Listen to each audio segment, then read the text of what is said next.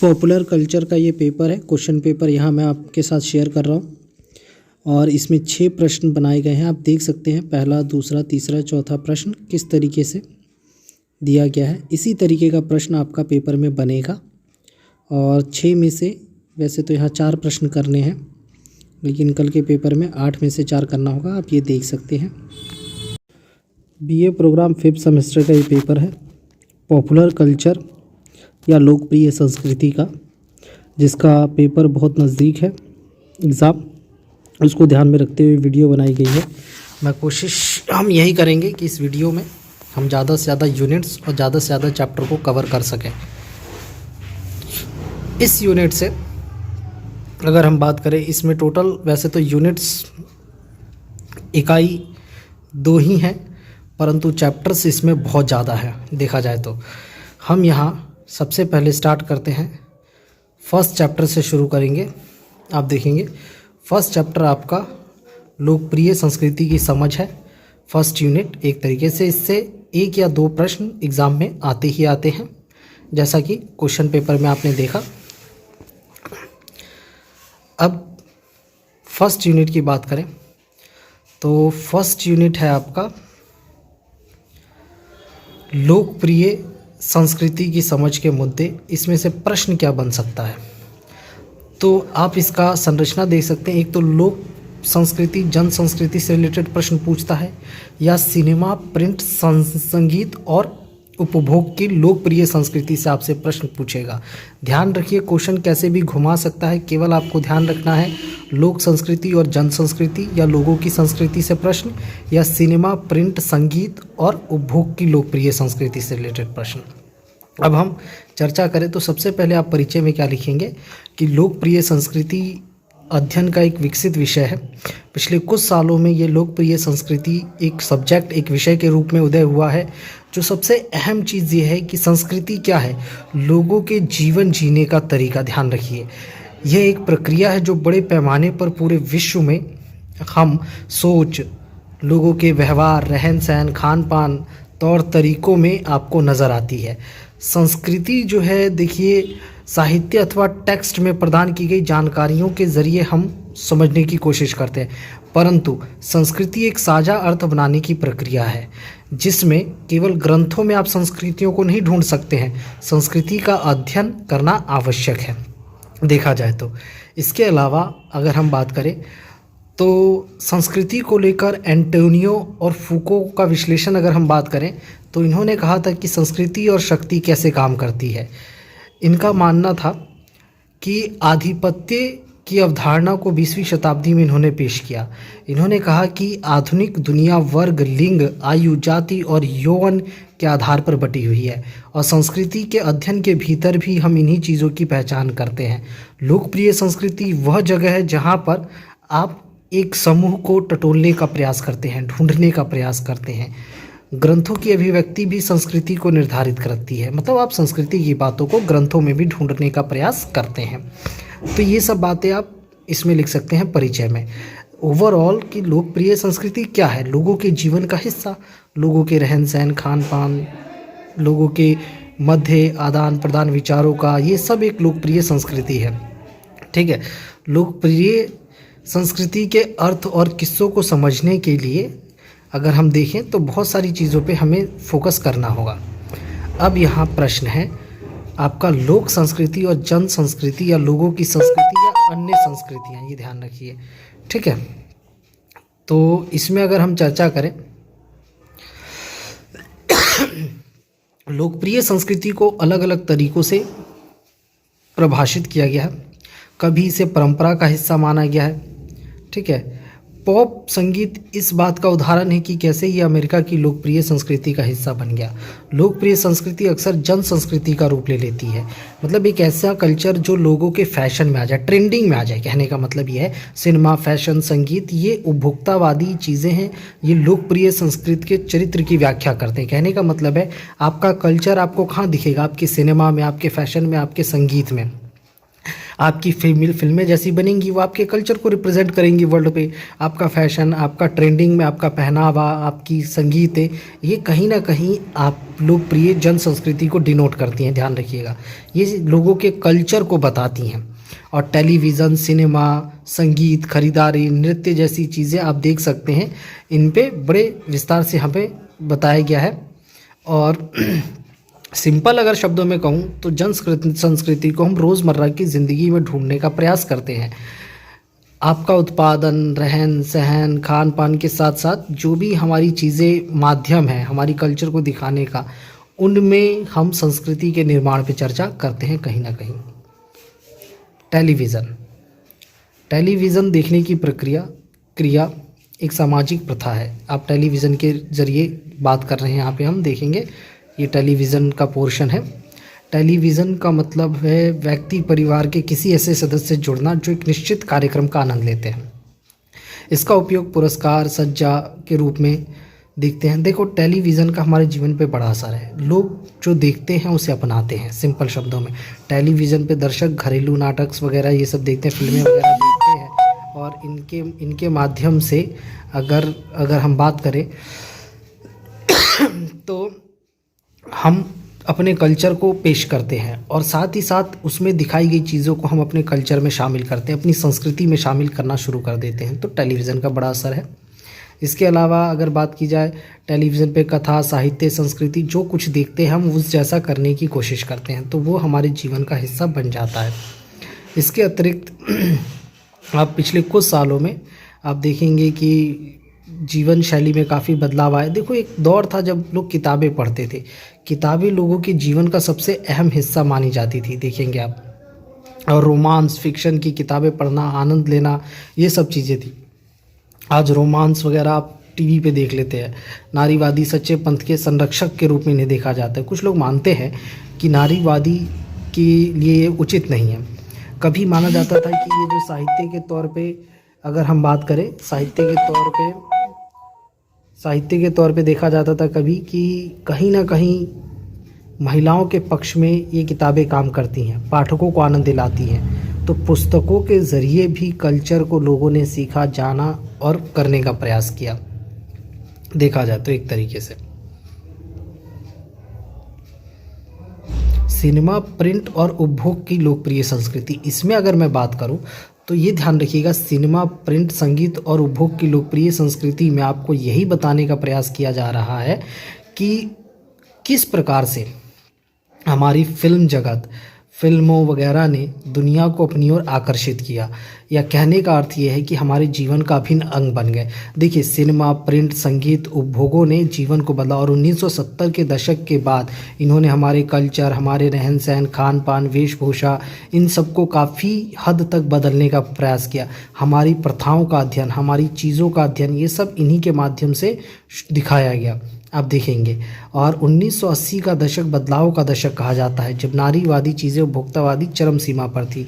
तब ऐसे में आप देखेंगे उपभोक्तावाद की चीज़ों का बिखराव सिनेमा, टीवी, फैशन की चीज़ों के ज़रिए हम बड़े पैमाने पर बदली। आप ये चीज़ें देखेंगे।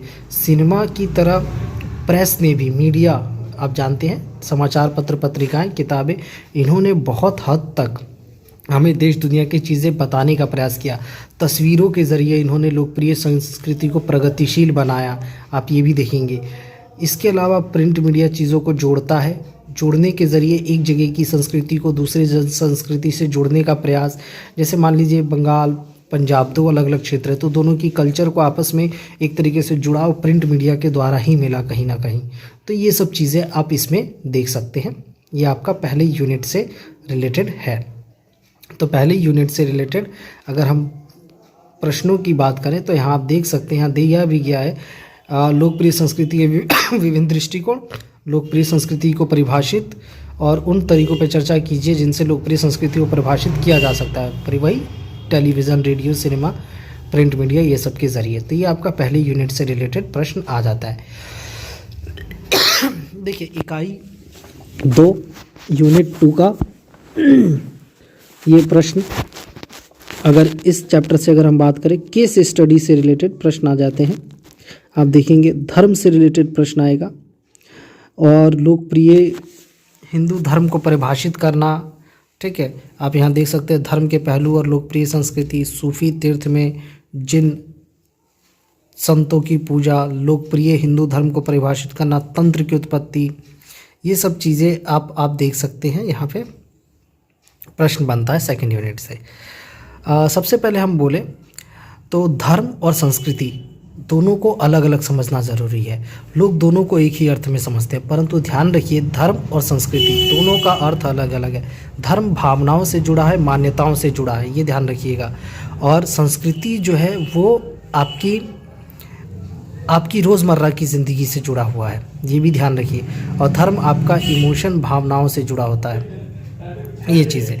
धर्म और लोकप्रिय संस्कृति के पहलू की अगर मैं चर्चा करूं, यहाँ पे आप देख सकते हैं धर्म से हमारा तात्पर्य क्या है। धर्म रोज़मर्रा की ज़िंदगी में हमारे संस्कृति को प्रकट करने का ज़रिया बन जाता है। भक्तों की आस्था से सांस्कृतिक प्रथाओं को अलग करना संभव है। धर्म का समाज में एक बहुत अहम योगदान है। ईसाई मिशनरियों ने धर्म को जिस हद तक लोगों के अंदर फैलाया औपनिवेशिक काल में, वो अपने आप में एक बड़ी बात है। और एक चीज़ ध्यान रखिए, धर्म पारलौकिक धर्म नहीं है। धर्म वे लोग मानते थे, ईसाई लोग, कि ये सभ्य होने की आवश्यकता है। मतलब धर्म आपको सभ्यता की तरफ लेके जाता है, धर्म आपको आगे बढ़ाने का प्रयास करता है।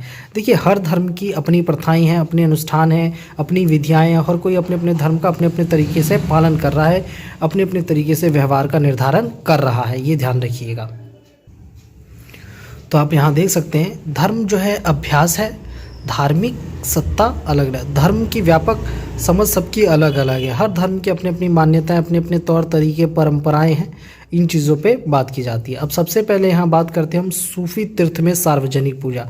तो देखिए दिल्ली के कंटेक्स्ट में कहा जाता है कि दिल्ली शहर सूफियों की कब्र से भरा है। 13वीं शताब्दी में भारत आने लगे थे, खानका में रहते थे। सूफी संत जो थे आध्यात्मिक मार्गदर्शन करते थे। इनके अनुयायियों को आप क्या कहते हैं, इनके अनुयायी जो थे सूफी संतों के मरने के बाद इनकी दरगाह बना देते थे और इनकी दरगाह पे बाकायदा फूल माला ये सब चढ़ाया जाता था, पूजा पाठ ये सब की जाती थी। तो ये सब सार्वजनिक तीर्थ में देखे होंगे, सूफी में सार्वजनिक पूजा शुरू हुई। सूफी संत अपने शिष्यों को कहा जाता था कि सूफी संत जो हैं ईश्वर और भक्तों के बीच में जुड़ाव की एक अटूट कड़ी है। यानी ईश्वर की बातों को लोगों तक पहुंचाने के लिए इन सूफी संतों का प्रयास माना गया, कहा जाता है। ये इनकी अवधारणा है। खानका में रहते थे जहां सामुदायिक लंगर होता था और इस खानका में ये सूफी संत अपने शिष्यों के साथ रहते थे, मुरीद कहा जाता था जिन्हें, ठीक है, ये ध्यान रखिएगा। दिल्ली में तो बेहिसाब सूफी संतों का जमावड़ा रहा है, पूरा शहर इसी पे डिपेंड रहा है, आप देखेंगे। इसके अलावा पवित्र स्थान माना जाने लगा इन्हें बाद में। दरगाह को वैसे तो शाब्दिक अर्थ होता है दरगाह का अदालत का दरवाज़ा, परंतु इस दरगाह को बाद में देखिएगा एक तीर्थ स्थल के रूप में सूफी संतों के रूप में पूजा जाने। जैसे आप देखते हैं हज़रत निज़ामुद्दीन औलिया, या आप देखेंगे कि अजमेर शरीफ में दरगाह है ख्वाजा मोइनुद्दीन चिश्ती की, जिन्हें गरीब नवाज़ के नाम से जाना जाता है। ये सब सूफ़ी संत हैं जिनके मरने के बाद इनके शिष्यों ने इनकी दरगाह बनाई और वो दरगाह पूजा स्थल का सबसे बड़ा स्थान बन गया। आप ये चीज़ें देखेंगे और इसमें बाकायदा सजावट वगैरह करके पूजा पाठ किया जाने लगा।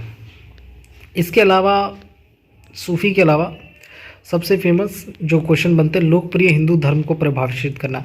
देखिए हिंदू धर्म के बारे में आप लोग जानते होंगे, आस्तिकता है, बहुदेववाद है, जीववाद है, पंथवाद है, अयज्ञवाद है, एकेश्वरवाद के तत्वों को भी जोड़े हुए है और बहुदेववाद को भी जोड़े हुए है।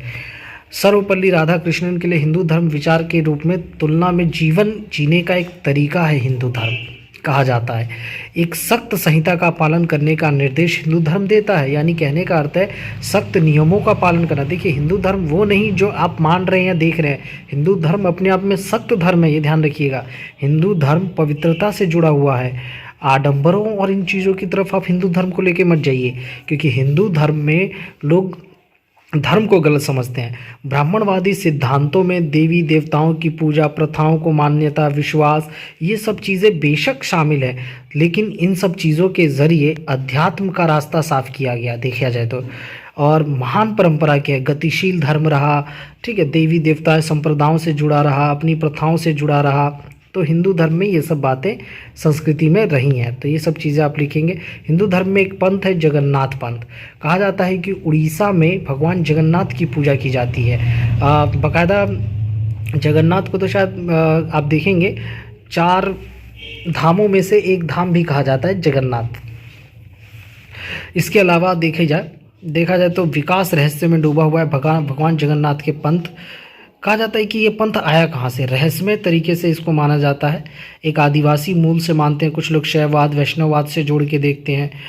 पुरी के पत्थर के मंदिर में स्थापित कर दिया गया जगन्नाथ विष्णु के अवतार की पूजा की जाती है। इसमें आप देखेंगे उड़ीसा में ये काफ़ी बड़े पैमाने पर। प्रश्न बन जाता है मास मीडिया के युग में धर्म। तो मास मीडिया यानी ये communication technology, TV, television, print media के युग में धर्म की बात करें तो धर्म काफ़ी हद तक आप देखेंगे अब एक लोकप्रिय मीडिया ने सांस्कृतिक उद्योग के रूप में जन्म लिया। धार्मिक भावनाओं को एक जगह से दूसरी जगह पहुंचाना, उनको उनकी मान्यताओं को दिखाना, अनुष्ठानों का आदान प्रदान, इस सब में मास मीडिया ने सबसे अहम भूमिका निभाई। अब देखते हैं रामायण महाभारत जैसे टीवी धारावाहिकों के ज़रिए लोगों के घर घर तक चीज़ें पहुंची। जो जैसे रामायण महाभारत किताबें नहीं भी पढ़ सकता था, उन्होंने इन नाटक, सीरियल्स और मूवीज़ के ज़रिए जाना रामायण को, महाभारत को, धर्म की परंपराओं को, अनुष्ठानों को। तो इन्होंने काफ़ी हद तक भूमिका निभाई है। तो ये सब चीज़ें आप लिखेंगे। फिर है तंत्रवाद की उत्पत्ति। देखिए तंत्र की उत्पत्ति के बारे में, तंत्र एक गुरु के माध्यम से सीखे गए अनुष्ठानों के साथ पूजा के लिए विशेष महत्व है। तांत्रिक परंपरा में कई धाराएँ हैं, आप देखेंगे। तंत्रवाद हिंदू और बौद्ध धर्म से संबंधित है। तंत्र में होता है क्या है, पूजा पाठ और एक तरीके से बात करें एक ऐसी मान्यता जिसमें आत्मा परमात्मा जैसी बातों की बात की जाती है, दूसरी दुनिया की बात की जाती है, ये तंत्रवाद होता है बेसिकली। हम देखेंगे ये वैदिक और तांत्रिक ये एक अलग चीज़ है, आप ध्यान रखिए। ये लोग ऐसे रहस्यों की बात करते हैं जो इस दुनिया में नहीं है। ये रूढ़िवादी परंपराओं से बंधे हुए हैं।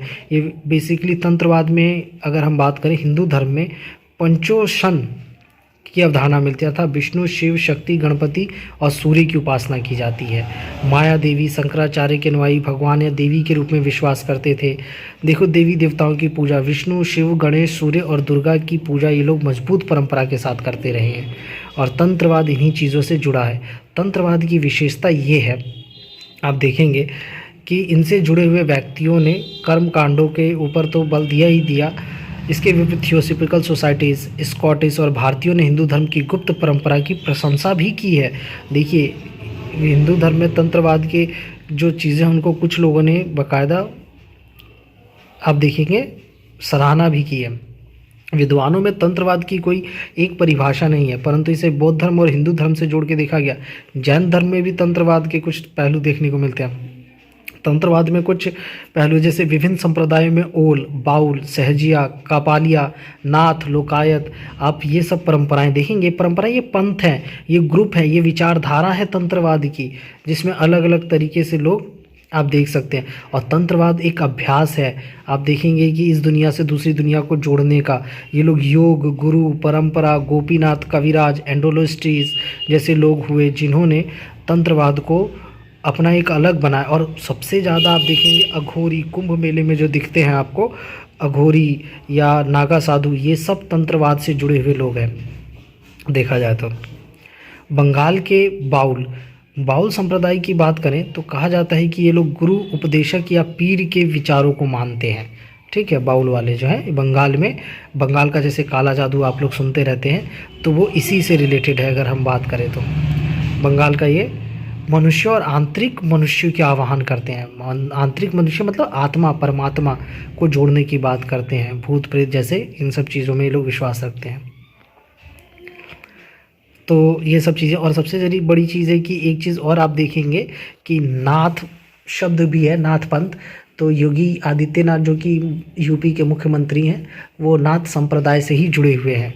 तो ये लोग काफ़ी अपने नियम कायदे कानूनों के पक्के होते हैं, ये अपने पंथ के पक्के होते हैं, इन्हीं के साथ ये लोग जुड़े होते हैं। तो देखिए सेकंड यूनिट से क्या प्रश्न बन सकता है आपका, अगर हम बात करें तो सेकंड यूनिट से आपका प्रश्नों में देखा जाए तो धर्म की लोकप्रिय संस्कृति, हिंदू धर्म की तंत्रवाद से रिलेटेड प्रश्न बनेगा। तो ये सभी आपके मैंने इस वीडियो में कोशिश की है कि आपको 2 यूनिट करा सकूं। मैंने दोनों यूनिट्स कंप्लीट करा दी हैं और कोशिश करूंगा कि और वीडियोस इस लोकप्रिय संस्कृति की आपको जल्द से जल्द मैं प्रोवाइड करा सकूं आपके एग्ज़ाम से पहले।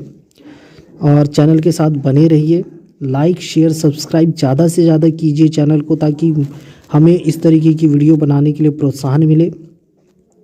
ध्यान रखिए, लाइक शेयर सब्सक्राइब ज़रूर कीजिए और मैं पूरी कोशिश कर रहा हूं कि आप तक इस तरीके की और वीडियोस पहुंचाई जा सके।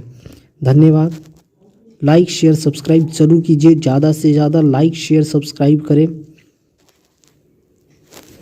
और 2 यूनिट आपके एग्ज़ाम में मैंने यहाँ पे डील किया। धन्यवाद।